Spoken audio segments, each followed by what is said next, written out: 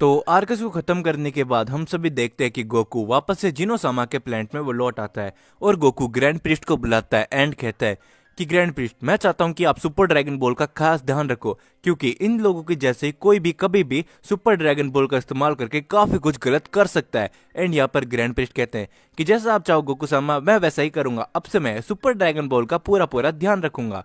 और हम सभी देखते हैं कि वहां पर दोनों जिनोसामा भी आ जाते हैं और वो कहते हैं कि हे गोकू, आखिरकार तुम शायद से लौट आए हो, तो चलो अब हम खेलते हैं। एंड गोकू कहता है कि हाँ जिनिस, मैं भी अब काफी ज्यादा थक चुका हूँ, तो चलो शुरू करते हैं और अब हम खेलते हैं। और हम सभी देखते हैं अचानक से थोड़ी देर बाद खेलते खेलते काफी टाइम बीत जाता है एंड उसके बाद हम सभी को दिखाया जाता है वेजिटा को, जो कि बीरस के प्लेनेट में होता है। एंड वेजिटा गोकू के साथ इस टाइम पे ट्रेनिंग कर रहा होता है, क्योंकि गोकू चाहता है कि वेजिटा भी उसकी तरह काफी ज्यादा पावरफुल हो जाए। और गोकू कहता है कि वेजिटा ध्यान दो, तुम्हें इससे भी ज्यादा पावरफुल होना पड़ेगा। एंड वेजिटा कहता है कि चुप हो जाओ कैकरॉट, मुझे पता है कि मुझे क्या करना है, तो तुम मुझे मेरा काम मत सिखाओ। उसके बाद हम सभी देखते हैं कि अचानक से पूरा का पूरा मल्टीवर्स हिलने लग जाता है और यहाँ पर वेजिटा और गोकू भी इस पावर को सेंस कर लेते हैं, बट वो ज्यादा कुछ नहीं करते। एंड यहाँ पर ग्रैंड प्रिस्ट कहते हैं जिनोसामा, कहीं मैं सोच रहा हूँ ये वही तो नहीं। और यहाँ पर हम सभी देखते हैं जिनो को, जो कि इस टाइम पे काफी ज्यादा सीरियस लग रहा होता है और वो कहता है कि हाँ ग्रैंड प्रिस्ट, मुझे भी यही लग रहा है, कहीं वो वापस से निकल कर तो नहीं आ गया, और अगर ऐसा हुआ तो हमारे लिए काफी ज्यादा बुरी बात होने वाली है।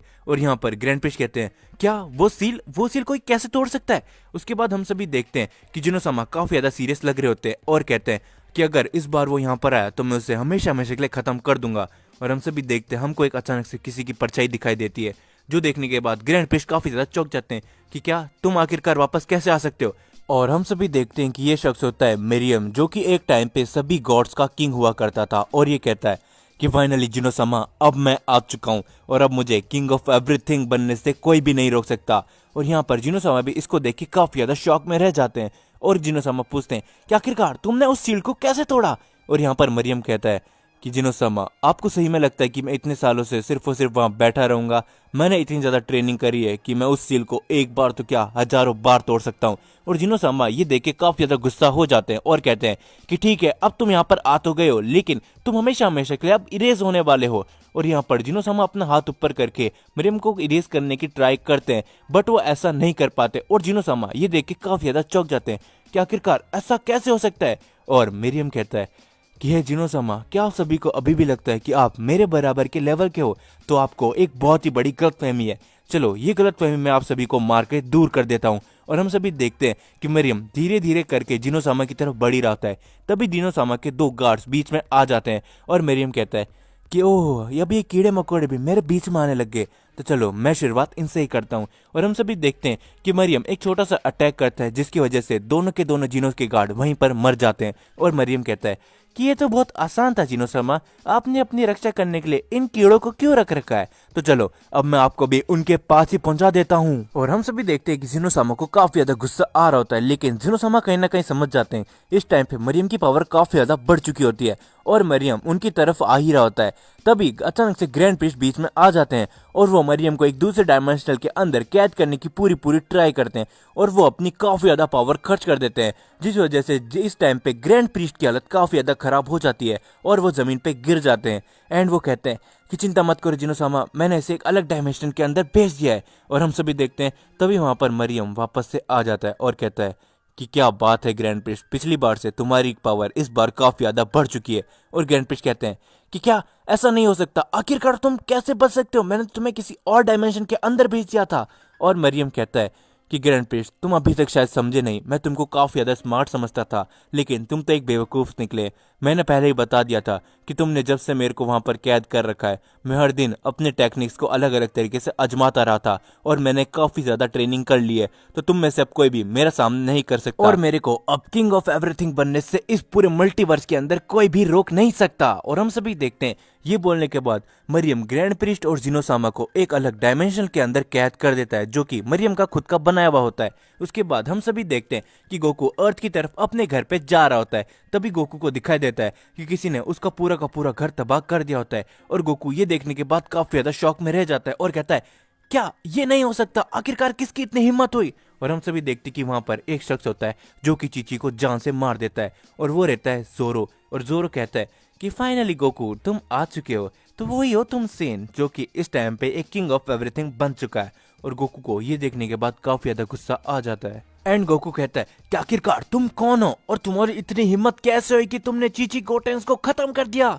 और हम देखते हैं कि जोरो कहता है कि शांत हो जाओ गोकू, बहुत ही जल्दी अब तुम्हारी बारी भी है, क्योंकि पहले जीनोसामा फिर ग्रैंड प्रिस्ट और अब तुम खत्म होने वाले हो। और हम सभी देखते हैं कि जैसे एक जोरो अपनी आंख ओपन करता है, यहाँ पर गोकू के सामने कुछ अचानक से आ जाता है और गोकू धीरे धीरे होकर अनकॉन्शियस होने लगता है। पर हम सभी देखते हैं कि जोरो कहता है ये फाइनली गोकू, अब तुम्हारे अलविदा कहने का टाइम आ चुका है पूरे इस मल्टीवर्स के अंदर से, और अब हमें कोई भी नहीं रोक सकता।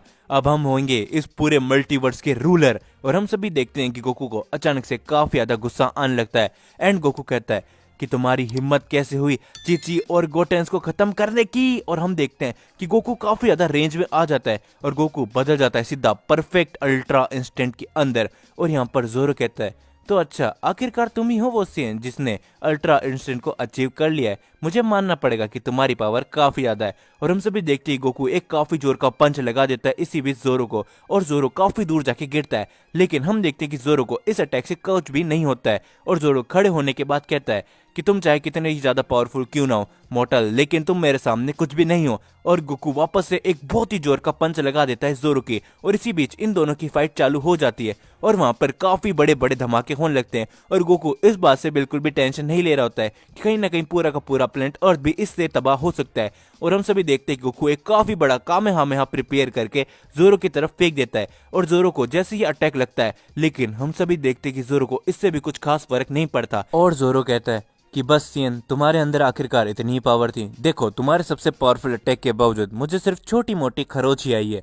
और हम सभी देखते हैं कि जोरो एक अपना काफी जोर का अटैक करता है जिसका सामना गोकू नहीं कर पाता है। और हम सभी देखते हैं गोकू काफी ज्यादा चिल्लाने लग जाता है। उसके थोड़ी देर बाद गोकू बेहोश होकर वहीं पर गिर जाता है। और यहाँ पर गोकू अपने सपने में किसी को देखता है और वो ये रहता है ओजारो। एंड ओजारो गोकू से कहता है कि गोकू, तुम्हें भी पता है कि तुम इसका सामना अब बिल्कुल भी नहीं कर पाओगे, क्योंकि भले ही तुम्हारी पावर कितनी भी क्यों ना हो, ये तुमसे काफी गुना ज्यादा ताकतवर है। और यहाँ तक कि इन लोगों ने मिलकर ग्रैंड प्रिस्ट और जिनोसामा को कहीं और कैद कर दिया है। और यहाँ पर गोकू ये सुन के काफी ज्यादा हैरान रह जाता है एंड कहता है कि क्या ऐसा नहीं हो सकता, तो आखिरकार मैं इनको कैसे रोक सकता हूँ। एंड जोरो कहता है यहाँ पर तुम्हारे पास सिर्फ एक ही चांस है, तुम मुझे अपने साथ मर्ज कर लो, जिससे हम दोनों की पावर काफी ज्यादा बढ़ जाएगी और तुम्हें एक अलग ही लेवल की पावर मिलेगी। तो क्या तुम तैयार हो गोकू? और गोकू कहता है कि नहीं, मैं ऐसा नहीं कर सकता, क्योंकि मुझे पता है कि अगर मैं तुम्हारे साथ मर्ज हो गया तो मेरी पावर इतनी ज्यादा बढ़ जाएगी कि मैं अपना कंट्रोल खो बैठूंगा, जिससे मैं किसी को भी जान से मार सकता हूँ। यहाँ पर ओजारो कहता है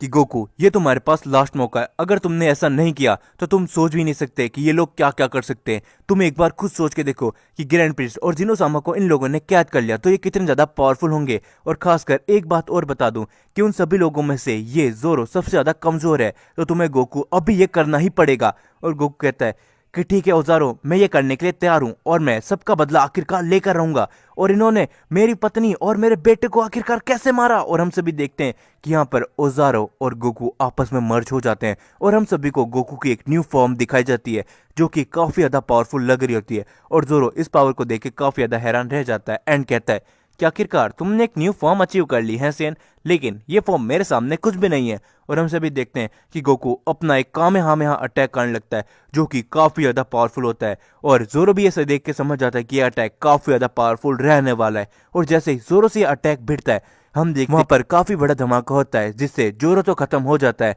लेकिन गोकू की भी हालत इस टाइम पे काफी ज्यादा खराब हो जाती है और गोकू वहीं पर बेहोश हो जाता है। उसके बाद हम देखते हैं ओजारो को एंड ओजारो कहता है कि देखा गोकू, मैंने तुमसे कहा था ना कि मेरी पावर तुम्हें एक ऐसे लेवल पर पहुंचा सकती है जहां पर तुम इन सभी का तो सामना कर ही सकते हो, साथ ही में तुम्हारे पास काफी ज्यादा पावर भी आ जाएगी। और गोकू कहता है कि तुम सही थे ओजारो, तो हमें इसमें मिलकर काफी ज्यादा ट्रेनिंग करनी पड़ेगी। एंड हम सभी को एक न्यू प्लेनेट दिखाया जाता है जहां पर हम सभी देखते हैं हर्ट्स को, और हर्ट्स और मरियम आपस में बात कर रहे होते हैं। और हर्ट्स कहता है कि माय लॉर्ड, मुझे वो सीएन मिल चुका है अभी के टाइम पे, वो प्लेनेट अर्थ में, और उसने जोरो को भी खत्म कर दिया है। और यहाँ पर मरियम में सुन के काफी ज्यादा हैरान हो जाता है, क्या उस सीएन के अंदर इतनी पावर है कि उसने जोरो को खत्म कर दिया? और हर्ट्स कहता है हाँ माय लॉर्ड, मुझे तो लगता है कि इस सीएन की पावर उतनी होगी जितनी उस सुपर सीएन गॉड की थी जिसके साथ आप लड़े थे, जिसने आपको हरा दिया था। और यहाँ पर मरियम कहता है कि शायद तुम सही कह रहे हो हर्ट्स, तो जाओ उस सीएन को हमेशा हमेशा के लिए खत्म कर दो, क्योंकि हो सकता है कि आगे चलकर वो हमारे लिए काफी बड़ी समस्या बन सकता है। और दूसरी तरफ हम सभी देखते हैं कि हाइपरबोलिक टाइम चेंबर के अंदर गोकू काफी ज्यादा ट्रेनिंग कर रहा होता है इन सभी को खत्म करने के लिए। एंड गोकू कहता है कि मैं किसी को भी नहीं छोड़ने वाला। आखिरकार उनकी हिम्मत कैसे हुई चीची और गोटेन को मारने की। मैं अब किसी को भी छोड़ने नहीं वाला और इस न्यू पावर को भी मुझे कैसे भी करके मास्टर करना पड़ेगा।